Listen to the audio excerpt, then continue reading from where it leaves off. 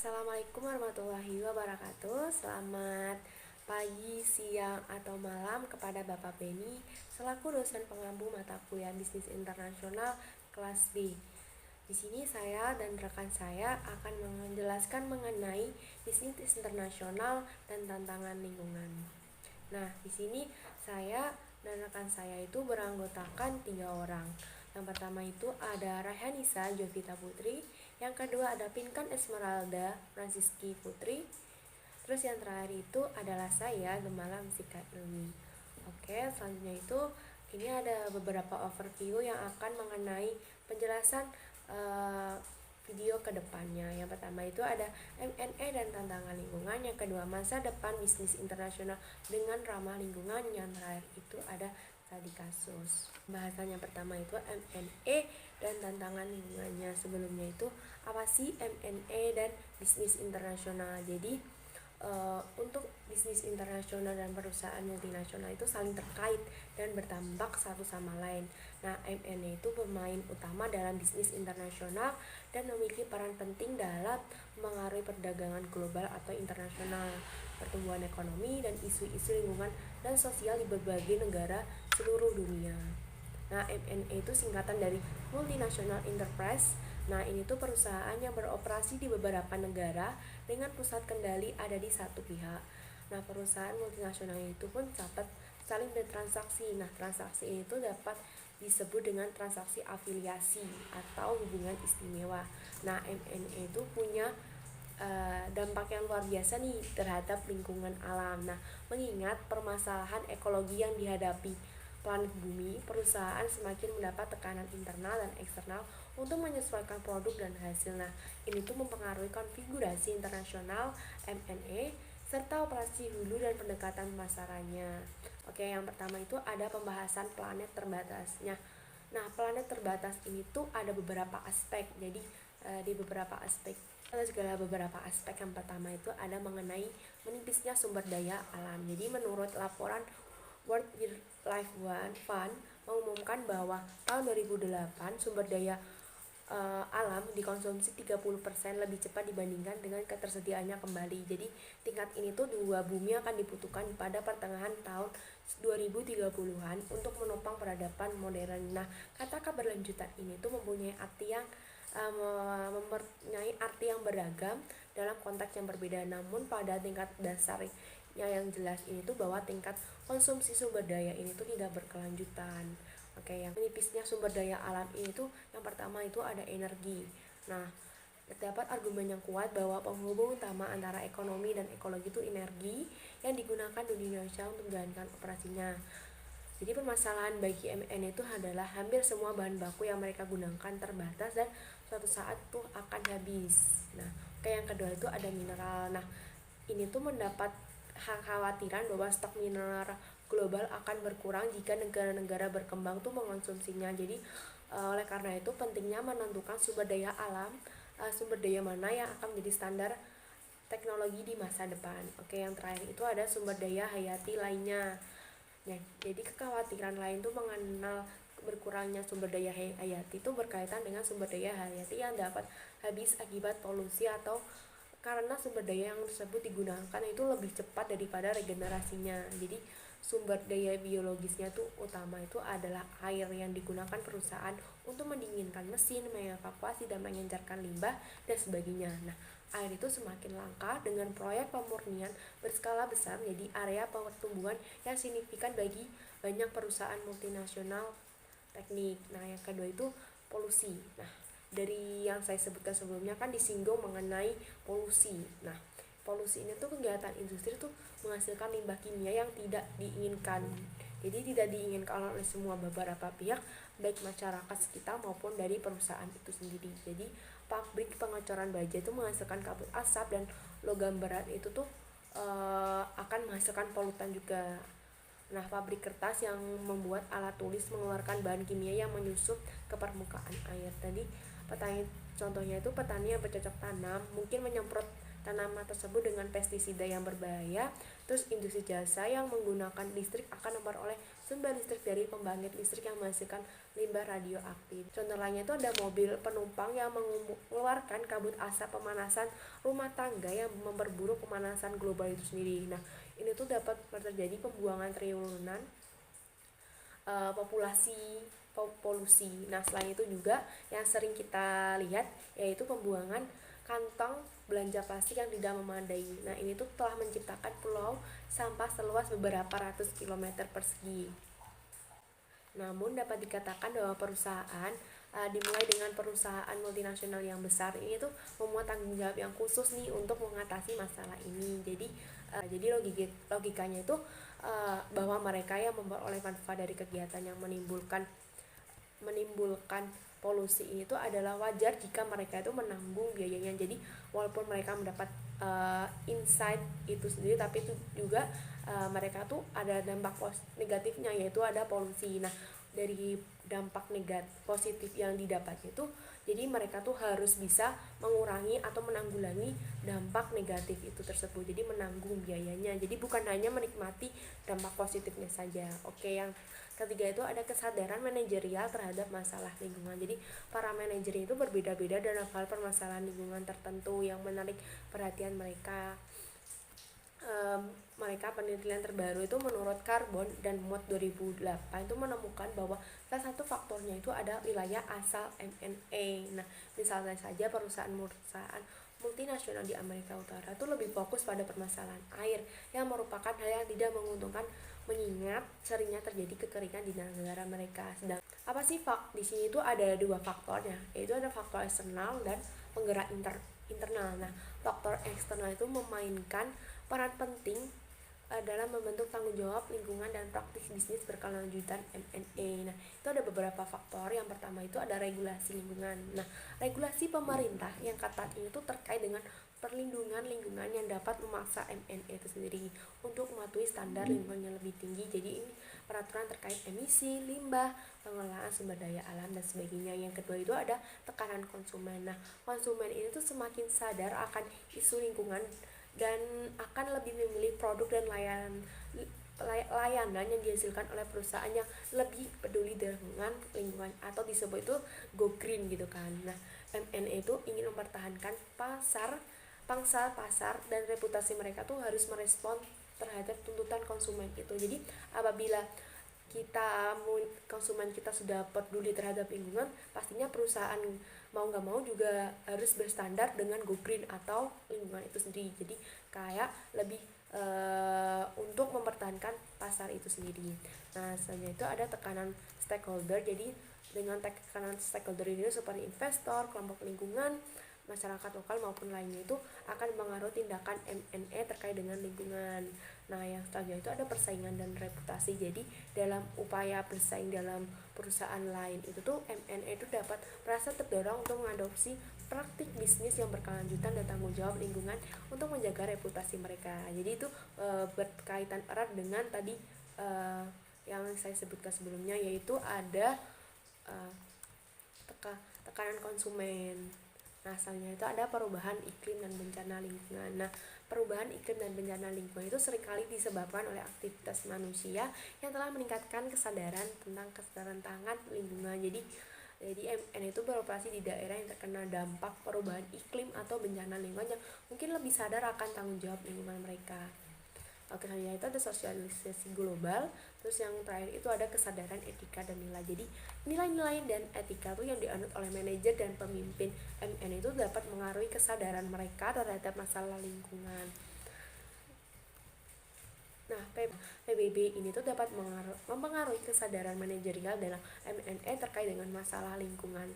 PBB ini tuh menciptakan norma standar global yang mendorong perusahaan, jadi termasuk MN itu sendiri, nah untuk mengadopsi praktik bisnis yang lebih bertanggung jawab terhadap lingkungan.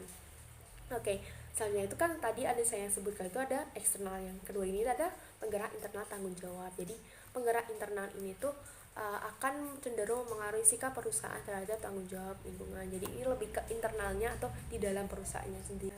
Selanjutnya akan dijelaskan oleh rekan saya.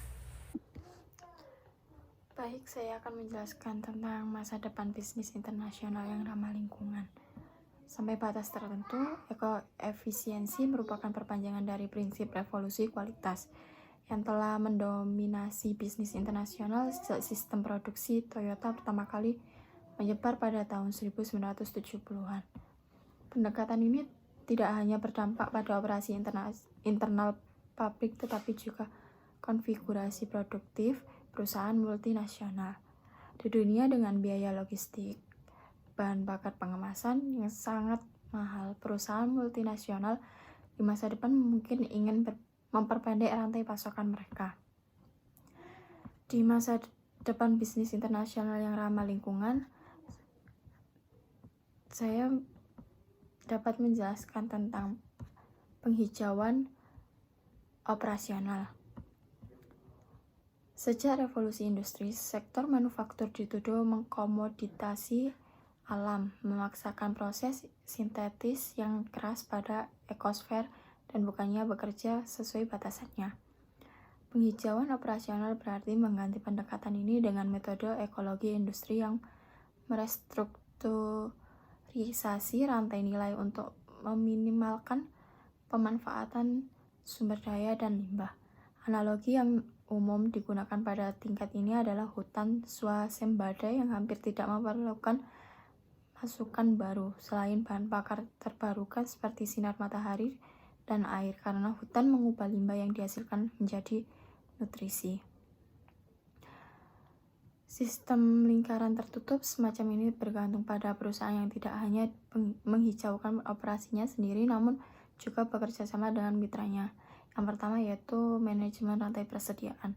Desain ramah lingkungan mengambil prinsip-prinsip alami dan menggunakan untuk memaksimalkan efisiensi lingkungan. Kemudian yang selanjutnya ada memantau jejak pemasok. Karena perusahaan multinasional semakin bertanggung jawab atas total jejak produk, maka penting bagi mereka untuk memantau perilaku lingkungan pemasok. Tujuannya bisa untuk mengurangi tanggung jawab hukum. Salah satu contohnya pada tahun 2007 adalah ketika Mattel mengimpor mainan dari Cina yang mengandung zat beracun. Pemantauan pemasok juga berguna untuk melindungi reputasi perusahaan, sehingga dapat menghindari kritik atas kualitas lingkungan dari input yang dibelinya. Kemudian yang selanjutnya, bidang terakhir dalam operasional penghijauan adalah transportasi yang dapat menjadi masalah khususnya bagi perusahaan multinasional yang mempunyai rantai nilai yang tersebar secara global dan melakukan outsourcing logistik ke penyedia pihak ketiga. Selain manfaat strategis dari pendekatan sumber daya dekat, permasalahan pada tingkat ini mencakup tumpahan minyak yang terjadi berulang kali ketika pengangkut menyewa kapal tanker di bawah standar dan rawan kecelakaan. Kemudian saya akan menjelaskan tentang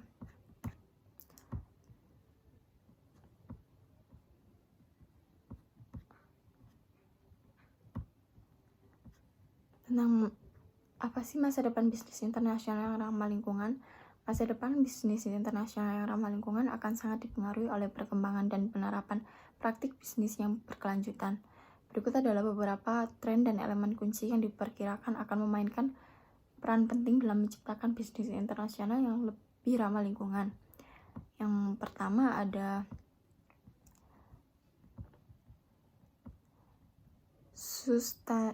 sustainable supply chains atau rantai pasokan berkelanjutan, yang dimana bisnis akan fokus pada membangun rantai pasok yang ramah lingkungan, termasuk pemilihan bahan baku yang berkelanjutan, produksi yang efisien, energi dan pengolahan limbah yang baik. Yang kedua ada eco-friendly produk dan service, produk dan layanan ramah lingkungan.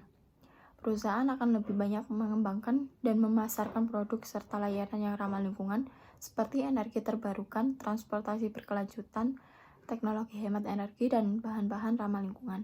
Yang ketiga ada inovatif teknologis atau teknologi inovatif, yaitu inovasi seperti kecerdasan buatan AI untuk mengelola energi, Internet of Things. Untuk pengawasan efisiensi dan teknologi terbarukan akan menjadi fokus utama. Yang keempat ada circular economy atau ekonomi sirkular. Pemikiran tentang memanfaatkan kembali, mendaur ulang, dan mendaur ulang kembali produk akan meningkat.